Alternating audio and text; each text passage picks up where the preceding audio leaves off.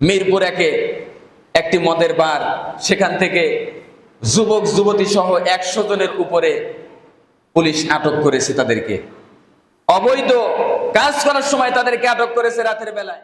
যুবকরা দেখেই ক্রাশ খাচ্ছে, যুবকরা দেখলেই মাথা ঘুরে যাচ্ছে, বাপরে এই মদের বারে এত সুন্দর সুন্দর নারী পাওয়া যায়, মেয়ে পাওয়া যায়। যখন পুলিশ তাদেরকে ধরিয়ে নিয়ে যাচ্ছে ওই সময় দেখলাম যুবকেরা ব্যাক সাউন্ড দিচ্ছে, ব্যাক সাউন্ড দিয়ে যাচ্ছে। মানে এত সুন্দর চেহারা, একবার যদি তাকাচ্ছে চোখ সরাচ্ছে না ওই লোকগুলো। এত সুন্দর মেয়ে ওই মদের বারে তারা ওখানে যাচ্ছে। কেন এটা যাচ্ছে? বর্তমান এই বাংলাদেশে যেই মদের লাইসেন্স গুলো দেওয়া হয়েছে, এই লাইসেন্স দেওয়ার কারণেই কিন্তু এমনটা হচ্ছে। যুবক যুবতী মদ খাওয়ার জন্য আবাসিক হোটেলগুলোয় যাচ্ছে, মদের বারে চলে যাচ্ছে, সেখানে গিয়ে মদ পান করতেছে, মাতলামি করতেছে। এই যে মদ পান করতেছে, সমাজটা ধ্বংস হয়ে যাচ্ছে শুধু এই মদ পানের কারণে। যখন মদ পান করতেছে তখনই যত রকমের ঝামেলা কিন্তু হচ্ছে। বাবাজি একটু মনোযোগ দিয়ে কথাগুলো শুনবেন। আল্লাহ রাব্বুল আলামিন কুরআনুল কারীমের মধ্যে এই যে মদটা শয়তানের কাছে সম্পর্কে আল্লাহ রাব্বুল আলামিন কুরআনুল কারীমের মধ্যে বলতেছেন। আল্লাহ রাব্বুল আলামিন বলেন, ইয়া আইয়ুহাল্লাযীনা আমানু ইন্নামাল খামরু ওয়াল মাইসিরু ওয়াল আনসাবু ওয়াল আজলামু রিজসুম মিন আমালিশ শাইতান ফাজতানিবুহু লাআল্লাকুম তুফলিহুন। আল্লাহ রাব্বুল আলামিন আয়াতে কারীমার মধ্যে পৃথিবীর মধ্যে যত মানুষ বসবাস করতেছে সমস্ত মানুষকে বলেন নাই। আল্লাহ রাব্বুল আলামিন আয়াতে কারীমার মধ্যে কেবলমাত্র এক শ্রেণীর লোককে আল্লাহ রাব্বুল আলামিন ডাক দিলেন। আল্লাহ রাব্বুল আলামিন বলেন, ইয়া আইয়ুহাল্লাযীনা আমানু, ও ঈমানদারেরা, মদ, জুয়া, মূর্তি ও ভাগ্য নির্ধারণের জন্য যে মানুষ লটারি কাটে না, টিকিট কাটে না, টিকিটের কথা বলা হয়েছে। আল্লাহ রাব্বুল আলামিন বলতেছেন এটা হচ্ছে শয়তানের কাজ, অপবিত্র কাজ। অতএব তোমরা এগুলো থেকে দূরে থাকো, এগুলোর কাছে তোমরা যেও না। কেন তোমরা যাবে না? এইগুলোর কাছে গেলে তোমরা সফল কাম হতে পারবে না। যদি সফল কাম হতে চাও তোমরা এগুলো থেকে দূরে থাকো। আল্লাহ রাব্বুল আলামিন কিন্তু এখানে বলতে পারতেন তোমরা মদ খেও না, তা কিন্তু বলে নাই। শুধু মদ খাইতে নিষেধ করে নাই, বরং বলছে এগুলো থেকে দূরে থাকো। তার মানে মদ পান করা যাবে না, মদ বিক্রি করা যাবে না, মদ বহন করা যাবে না, মদ তৈরিও করা যাবে না। অর্থাৎ সব কিছুই হারাম করে দিয়েছে, সব কিছুই নিষিদ্ধ করে দিয়েছে। এই যে আয়াতের মধ্যে শুধু মদ পান করো না এ কথা বলেন নাই, বলছেন তোমরা এগুলো থেকে দূরে থাকো। তার মানে তোমরা এগুলোর ধারের কাছেও যেও না। আপনি ভাবতে পারেন যে আল্লাহ মদ খাইতে নিষেধ করছে, ঠিক আছে খাইলাম না, তাহলে কি করবো? আমি মদ তৈরি করব, বা আমি মদ বিক্রি করব। না, মদ তৈরিও করতে পারবেন না, বিক্রিও করতে পারবেন না। আল্লাহ রাব্বুল আলামিন সেটা নিষেধ করে দিয়েছেন। সম্মানিত ভাইয়েরা আমার, এরপর আল্লাহ রাব্বুল আলামিন পরবর্তী আয়াতে বলতেছেন মদ মানুষের মধ্যে অশান্তির সৃষ্টি করে, শত্রুতার সৃষ্টি করে। যারা মদ খায় এই মদের কারণে শত্রুতার সৃষ্টি হয়। আল্লাহ রাব্বুল আলামিন সে কথাও কুরআনুল কারীমের মধ্যে বলতেছেন, ইন্নামা ইউরিদুশ শাইতান আইয়ুকিআ বাইনাকুমুল আদাওয়াতা ওয়াল বাগদা ফিল খামরি। আল্লাহ রাব্বুল আলামিন বলেন শয়তান মদের মাধ্যমে তোমাদের মাঝে শত্রুতা ও বিদ্বেষের সৃষ্টি করতে চায়। কিসের মাধ্যমে?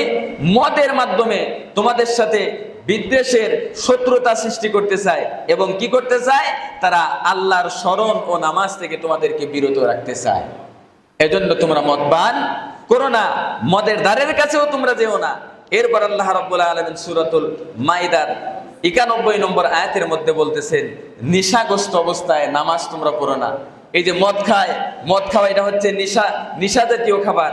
এটা খাওয়ার পরে তোমরা কি করো না? তোমরা নামাজ পড়তে মসজিদে যেও না। আল্লাহ রাব্বুল আলামিন বলতেছেন লা তাকরাবুস সালাতা ওয়া আনতুম সুকারা। আল্লাহ রাব্বুল আলামিন জানাচ্ছেন তোমরা নেশাগ্রস্ত অবস্থায় নামাজের ধারের কাছেও যেও না। সম্মানিত উপস্থিতি, আল্লাহ রাব্বুল আলামিন যে কথাগুলো বললেন, এই যে মদ সম্পর্কে বর্তমান সময় আমি আপনি যদি দেশের দিকে তাকাই দেখবেন সারা দেশে মদ বেড়ে গেছে, জুয়া বেড়ে গেছে, দেখবেন জিনা বেড়ে গেছে। যেদিকে তাকাবেন সেদিকেই শুধু মদের আড্ডাখানা চলতেছে, জিনা হচ্ছে। আপনারা হয়তো জানেন গত কয়েকদিন আগে, অর্থাৎ গত কয়েকদিন বলতে গত রবিবারের দিন রাতের ঘটনা বলছি। মিরপুর একে একটি মদের বার, সেখান থেকে যুবক যুবতী সহ 100 জনের উপরে পুলিশ আটক করেছে তাদেরকে। অবৈধ কাজ করার সময় তাদেরকে আটক করেছে রাতের বেলায়।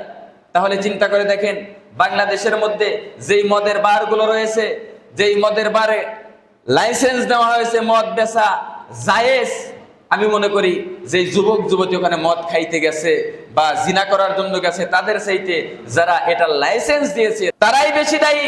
কারণ হচ্ছে বাংলাদেশে মদের লাইসেন্স যখন দেওয়া হয়েছে তখন ওই মদ ব্যবসায়ী যারা, তারা অধিক লাভের আশায় তারা কি করছে, এই মদ বিক্রি শুরু করে দিয়েছে। যখন মদ বিক্রি শুরু করে দিয়েছে তখনই যত রকমের খারাপ কাজ ওখানে শুরু হয়ে গেছে। মিরপুর থেকে যেই মানুষদেরকে যাদেরকে ধরা হয়েছে, আপনি দেখলে একেবারে অবাক হয়ে যাবেন। যুবক যুবতী, একেবারে সুন্দর সুন্দর যুবক, 18 থেকে 20 বছর 25 বছর বয়সের যুবক ওখানে গিয়ে পুলিশের হাতে আটক হয়েছে। সুন্দরী যুবতী আটক হয়েছে। ফেসবুকের মধ্যে দেখলাম খবরে যে এত সুন্দর চেহারা, যুবকরা দেখেই ক্রাশ খাচ্ছে, যুবকরা দেখলেই মাথা ঘুরে যাচ্ছে, বাপরে এই মদের বাড়ি এত সুন্দর সুন্দর নারী পাওয়া যায়, মেয়ে পাওয়া যায়।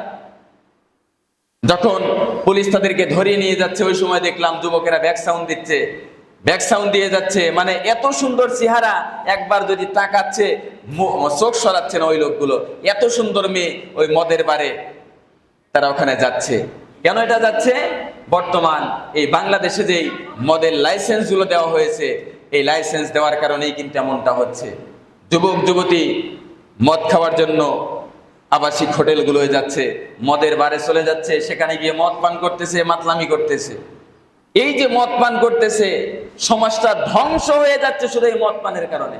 যখন মদ পান করতেছে তখনই যত রকমের ঝামেলা কিন্তু হচ্ছে। অথচ মদ পান করা কিন্তু ইসলামে হারাম করে দিয়েছে আল্লাহর হাবিব সাল্লাল্লাহু আলাইহি সাল্লাম। আল্লাহ রাব্বুল আলামিন নিজে হারাম করে দিয়েছেন, মদ পান করা যাবে না, তার ধারের কাছেও যাওয়া যাবে না। সহিহ মুসলিম শরীফের হাদিস, আল্লাহর হাবিব সাল্লাল্লাহু আলাইহি সাল্লাম বলছেন, মদ সমস্ত পাপের জননী। সমস্ত পাপের জননী হচ্ছে মদ। আল খামরু উম্মুল খাবাইস। আল্লাহর হাবিব সাল্লাল্লাহু আলাইহি সাল্লাম বলছেন, তোমরা যত পাপ কাজ দেখো, সমস্ত পাপ কাজের মূলে হচ্ছে মদ। অথচ এই মদ বাংলাদেশে বিক্রি করছে লাইসেন্স প্রাপ্ত দোকানদাররা।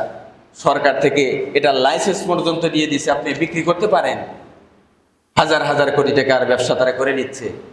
যুবক যুবতী ধ্বংসের একেবারে দ্বার প্রান্তে চলে যাচ্ছে। অথচ যদি উপর মহল থেকে এই মদের লাইসেন্স না দিত, তাহলে এই যুবকগুলো কিন্তু মদের বারে যেতে পারতো না, যুবতীগুলো কিন্তু মদের বারে যেতে পারতো না। ওখানে গিয়ে তারা কিন্তু জিনায় লিপ্ত হতো না। যারা এই লাইসেন্স গুলো দিয়েছে, আমার মনে হয় আল্লাহ রাব্বুল আলামিন সর্বপ্রথম ওই লোকদেরকে ধরবে, তুই কেন মদের লাইসেন্স তুই বাংলাদেশের জমিনে দিলি, তাদেরকে আগে ধরবে। এজন্য মদ ভালো কাজ না, মদ খাওয়া ভালো না, এটা হচ্ছে হারাম। আল্লাহ রাব্বুল আলামিন নিষেধ করে দিয়েছে। হাদিসের মধ্যে আল্লাহর হাবিব সাল্লাল্লাহু আলাইহি সাল্লাম বলছেন, অন্যত্র জায়গায় মদের সঙ্গে জড়িত 10 জনের উপর আল্লাহ তাআলার অভিশাপ। আল্লাহ তাআলা অভিশাপ করেন 10 জনকে। কোন 10 জন? মনে করেন যে মদ পান করে ওই লোক, আল্লাহর অভিশাপ, আল্লাহ রাব্বুল আলামিন তার উপর অভিশাপ দিয়েছেন। 2 নম্বর হচ্ছে মদ পরিবেশনকারী, যে মদ আগায়া জুগায়া দেয়, তার উপর আল্লাহর অভিশাপ। এরপর হচ্ছে মদ বিক্রেতা, যে মদ বিক্রি করে, তার উপর আল্লাহর অভিশাপ। এরপর যে মদ কিনে খায়, তার উপর আল্লাহর অভিশাপ। এবং মদ পরিবহন করে যে গাড়িতে, ওই লোকের উপর আল্লাহর অভিশাপ। এটা হাদিসের মধ্যে আল্লাহর হাবিব সাল্লাল্লাহু আলাইহি সাল্লাম বলছে। তাহলে চিন্তা করে দেখেন মদ কতটা খারাপ পণ্য হলে যে 10 জনের উপর অভিশাপ, আল্লাহর হাবিব সাল্লাল্লাহু আলাইহি সাল্লাম এমন কথা বলতে পারে। অথচ বাংলার জমিনে এই মদের লাইসেন্স দেওয়া হয়েছে, অনর্গল মদ খাচ্ছে, কিনে খাচ্ছে, অর্থাৎ পুলিশ তাকে আটক করতেছে না। এটা হচ্ছে বাংলাদেশের বর্তমান অবস্থা। অথচ এই মদ সম্পর্কেই হাদিসের মধ্যে আসছে, আল্লাহর হাবিব সাল্লাল্লাহু আলাইহি সাল্লাম বলছেন, একজন ব্যক্তি যদি মদ পান করে 40 দিন তার নামাজ কবুল হয় না, তার ইবাদত কবুল হয় না। একদিন মদ পান করছে, 40 দিন তার ইবাদতই কবুল হয় না। তাহলে চিন্তা করে দেখেন, এই মদ অনর্গল মানুষ পান করতেছে, তাও লাইসেন্স প্রাপ্ত অবস্থায়।